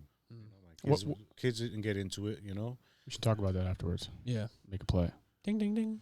you know, my kids didn't want to get into it. I think we even spoke one time. Yeah, It we was did. Like, you know, maybe we could do this, but nobody. I just didn't have the time, man. Yeah. Very time consuming. Yeah, I mean, you have a lot going on right now. You're running an entire barbershop. And I didn't know how to use a lot of these photo editing things and how, you know, all this stuff I learned. You know what I Yeah. mean? So I'm on there, YouTube, freaking going through how to do this or how to size that, you know, how to break down this, you know, and it's just too much. Yeah, I mean, that in itself is its own business. Yeah. It's completely different than cutting hair, or like if we were to get into merch, it would be completely separate from podcasting. Yeah, it's like its just doing own- merch is its own business. You know, and I completely. did it legit, man. I had, you know, LLC taken out, you know, I had my tax ID and I was doing everything the right way. It was just, I just couldn't, it was just too much. That was the thing to wear. Yeah. Irish high NYO at school. the time. Yeah, if you had Never an got NYO one. shirt. You know, people still say, "Yo, why don't you put shirts in here in the barber shop?" I might do something like that, but you know, I just wanted it more personal. You know what I mean? I didn't want Yeah. I get that. pay print and design to come and just print it and design it for me. You know? One thing I'd be super curious about is figuring out how much, or like what the return / loss is for like Jerry's, for example. You know how they do the same thing? Yeah. Like they have their own merch in store. I wonder like what their return / They probably, I mean, they probably make the shirt for Do they 15? make the shirt? I'm pretty I sure don't they know. don't. They probably don't. Yeah, they probably don't. So think about it. Whatever, they pay $10 a shirt, Yeah. right? With the logo, Yeah, with their logo, $10 a shirt. Let's say $5. Yeah, it's not a too shirt. crazy What do graphically. they sell it for? You know, 25, Probably 30. 20, 25, 30 for a hoodie maybe. but how's the quality? You know, Yeah, I don't It's a own good, any. they sell good shirts. That's what I was gonna say. I mean, I know I see a lot of people wearing them. That's why I brought it up because like, I always see like just out and about. I'll see people with like Jerry shirts on. I always wondered that, like for them specifically, because I mean they make a killing the way it is. Like I feel like they wouldn't be doing it like similar to like what you were saying that it doesn't make sense for you to do it. So like for them, if they're still doing it, like I feel like it would have to make sense, or they're just making so No, it much would fucking make sense dough for- that So, for example, we went to this. There was a barber expo in Reading. yeah I went somewhere. I'm not going to say no names, and I had gotten shirts made. yeah Then I went, and there was a couple sizes, more people that wanted more shirts. So I went myself, got my stuff, and made the shirts. I have, out of the shirts that we had made, I want to say maybe one of them are still in good shape. Like a good literally, point. the stuff is peeling off. Yeah. That's a good point. it is. All It's the very stuff I different. made still looks brand new. Yeah. You know, so that's kind of like where I was at with everything. Yeah. You know what I mean? I didn't want to sell you something for whatever, $50 Yeah. or whatever it was.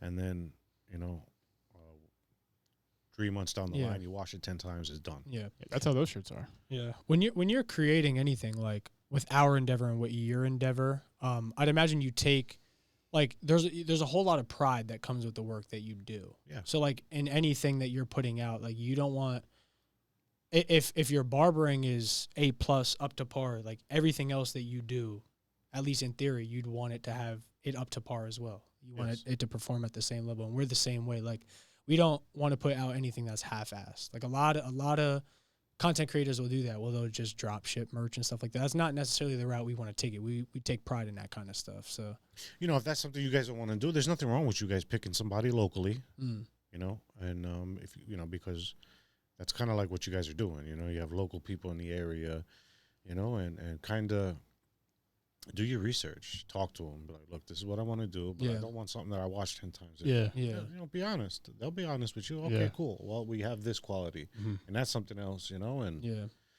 and hey, there's nothing wrong with selling a T-shirt for $100 if you had to, as long as it's good material and it's gonna last. Yeah. You understand what I'm trying to say? But I'm not saying don't do that, but you know, there's nothing wrong with that. Yeah, I'm excited to. I'm excited for when we get into that game. Yeah. I'm really excited to have our own stuff. We made those, but not really super happy with the way they came out.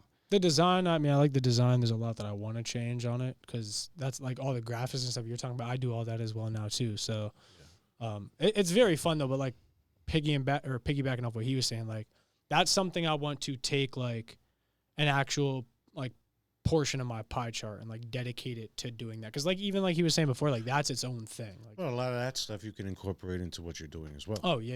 Yeah, And they go hand in hand. Like the money and whatnot you make off the shirts goes directly into like the content creation and leveling up that game. And same thing with like getting the word out. Like that's the main reason I think merch is valuable for anybody of any endeavor that feels the need to make merch, is that like you now have bodies across the world wearing your shirt. Yeah. So like even when you can't get everybody to go to YouTube, that's fine. But like at least now you get to see my shit everywhere. So now it's undeniable.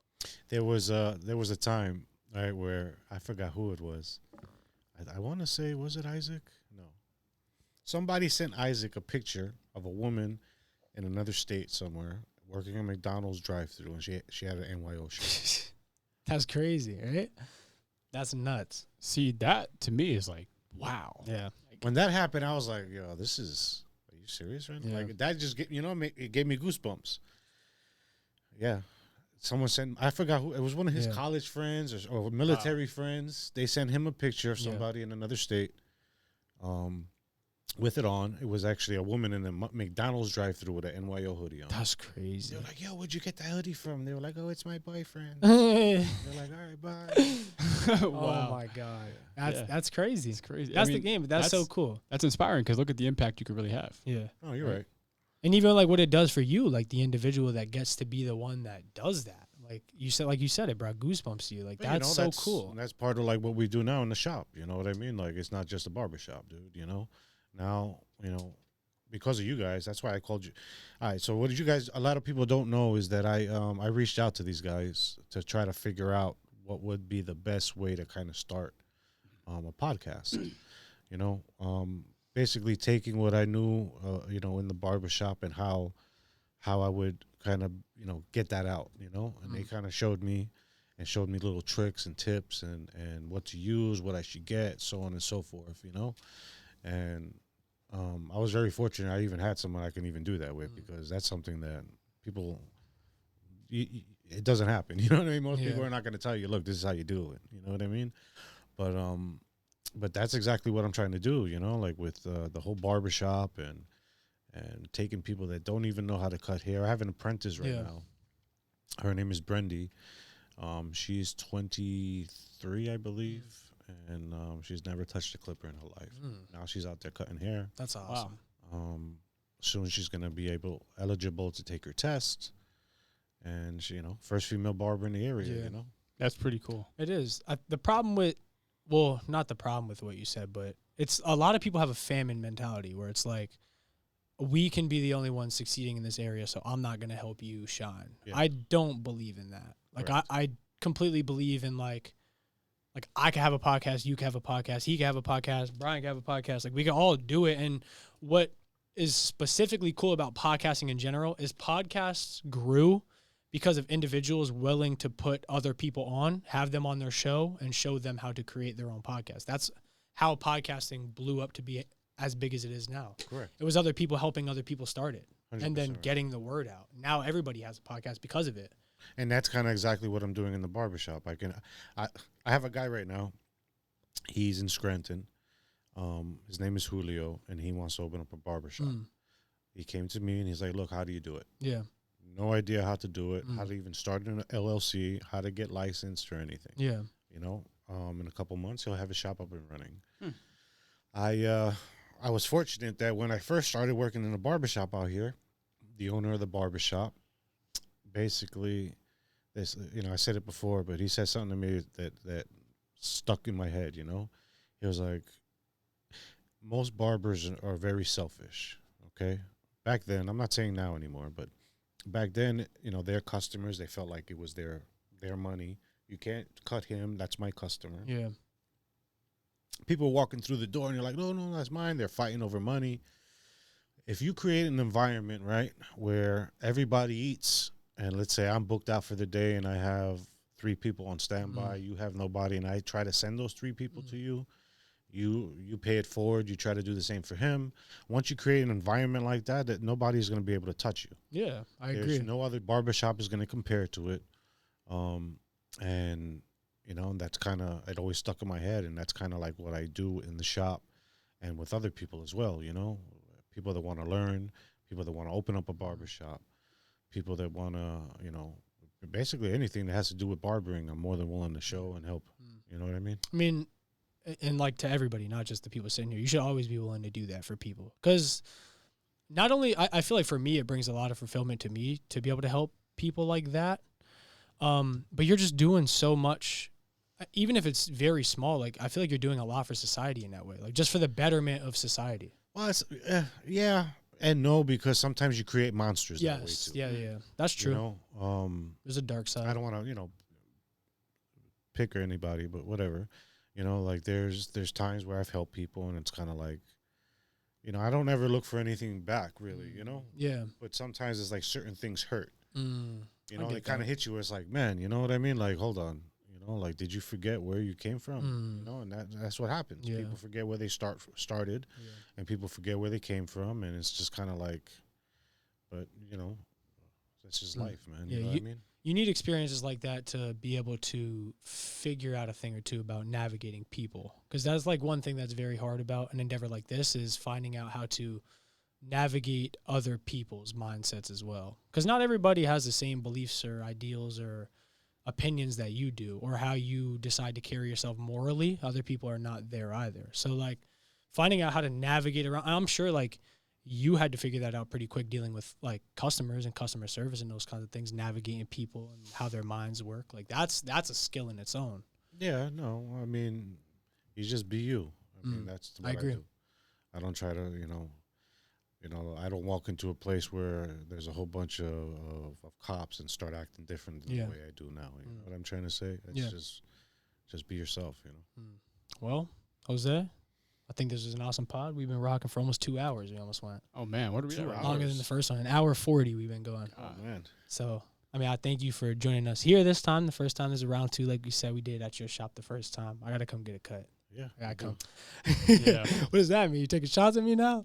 You know what we should do? I was thinking we should use those microphones and make some type of video. So like you wear one, I'll wear one while I'm getting cut, and then you wear one, he wears one while he's getting cut, and we kind of create like a cool How many video. of those do you have? Well, we have 2 of them, so only 2 people can wear them at a time.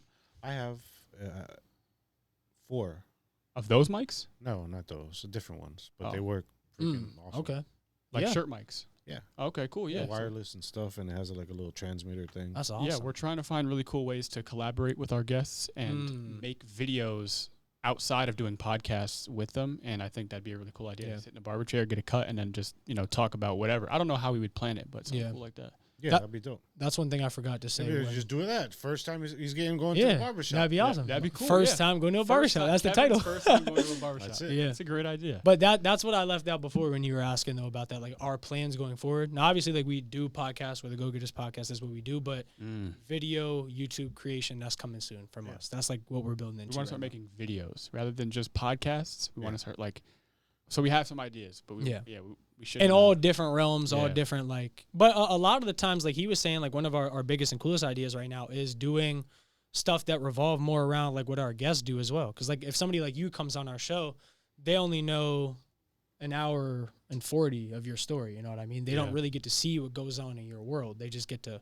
see what you tell them. So doing like more collaborative style content with guests and like going, like take a step inside of their life. Cause you took a step inside of our life today, but doing that vice versa and us being able to film that, I think it'd be pretty cool. No, so that's something we're building into. Let's plan it where you first haircut. Let's get Boom. it. First time in a barbershop. Where's the barbershop at? 604 Carey Ave, Wilkes-Barre, Mesco Plaza. Instagram? NYO_barbershop. Booksy? Not Your Ordinary Barber, or just look up NYO Barbershop. Let's go. We'll link it all. Come get a cut. We love you guys. Best oh shop my in God. town. Thanks for tapping in. You want to get lined up, you know where to go. My bad. Get lined up. Like, subscribe, share with a friend. Y'all probably see that video coming soon, though. We love you guys. Peace.